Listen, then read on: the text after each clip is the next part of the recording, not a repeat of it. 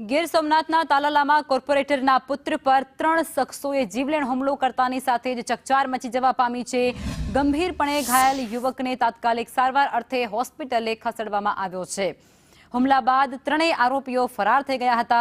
મામલાની ગંભીરતાને જોતા વેરાવળ ડીવાયએસપી પણ તાલાલા દોડી આવ્યા હતા, જ્યાં પોલીસે ત્રણેય હુમલાખોર સામે એટ્રોસિટી એક્ટ અને જીવલેણ હુમલો કરવા બદલ ગુનો દાખલ કર્યો છે। આ ત્રણેય આરોપીને જૂનાગઢથી ઝડપી લેવામાં આવ્યા છે।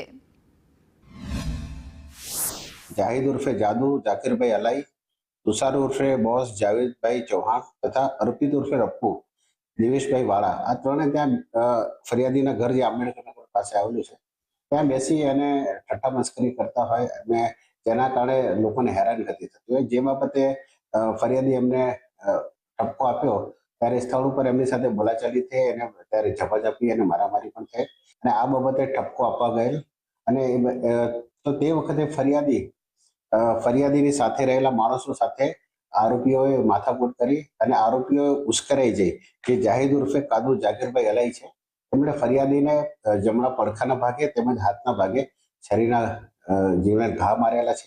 તે અનુસંધાને ફરિયાદીને હોસ્પિટલ ખાતે તાત્કાલિક સારવાર હેઠળ મોકલી આપેલ છે અને હાલ આ ત્રણે આરોપીઓ વિરુદ્ધ ફરિયાદ દાખલ થઈ